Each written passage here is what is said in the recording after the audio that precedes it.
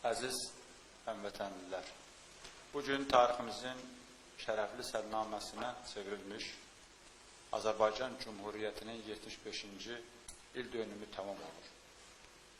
Düz 75 il bundan əvvəl may ayının 28-də Azərbaycan Milli Şurası İstiqlal Bəyənnaməsi elan etməklə Azərbaycan xalqının təkcə şərəfini və namusunu deyil, onun məhv olmaq təhlükəsi ilə qarşılaşmış fiziki mövcudluğunu da xilas etdi.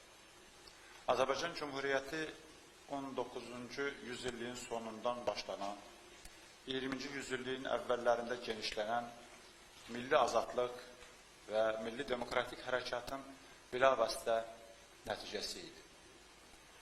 Beşiyi başında Zərdabinin, Əli bəy Hüseynzadənin, Ağaoğlunun, Topçubaşovun və digərlərinin durduğu milliyyətçi hərəkat Azərbaycan Cumhuriyyətini doğurdu. Bir sözlə, bugün olduğu kimi, o dövrdə də Azərbaycan xalqı öz azadlığını və istiqlaliyyətini öz mübarizəsi ilə aldı.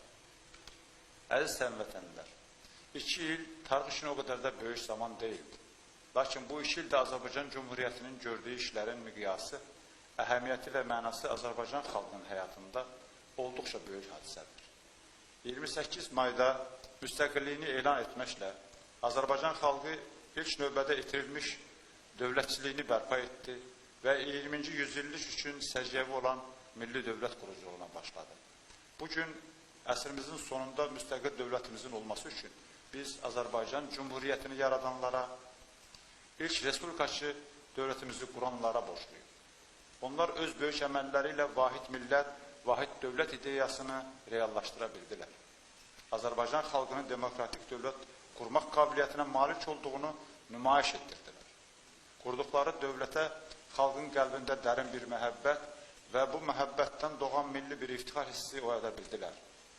Böyük öndərimiz Məhəmməd Əmin Rəsulzadənin dediyi kimi Azərbaycan xalqı demokratiyaya söykənən elə bir cumhuriyyət nümunəsi yaratmışdı ki, öz mahiyyəti və məzmununa görə belə bir cumhuriyyət nəinki şərqdə, heç Avropada da yox idi.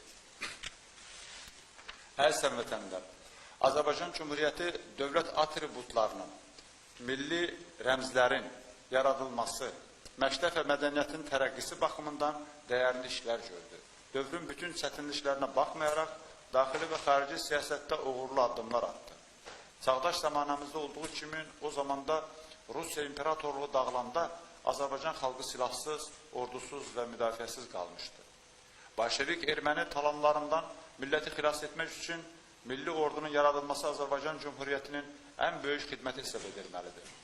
Məhz düzgün müəyyənləşdirilən diplomatik addımlar, qısa vaxta formalaşdırılan güclü nizami ordu 1919-cu ildə Qarabağda Azərbaycanın suverenliyini və ərazi bütövlüyünü bərpa etməyə imkan verdi. Dəyərli yurttaşlarım, ilk Cumhuriyyətimizin yaradıcılarının vətən sevgisi, millət qayğısı bugün hamımız üçün örnək olan mənəvi etik normalardır.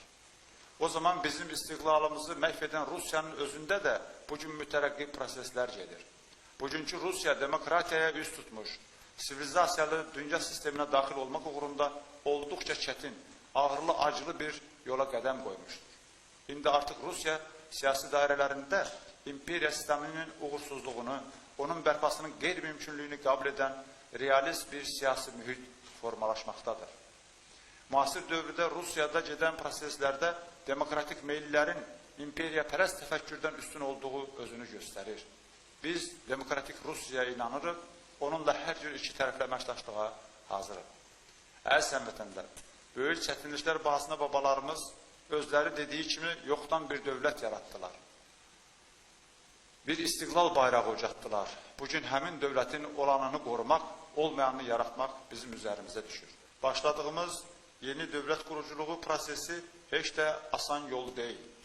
Bu çətin yolda sizə, bütün Azərbaycan xalqına uğurlar diləyirəm. Diqqətinizə görə sağ olun. Sen bizimsen, durdukça bedende can, yaşa, yaşa, çok yaşa, ey şanlı Azerbaycan.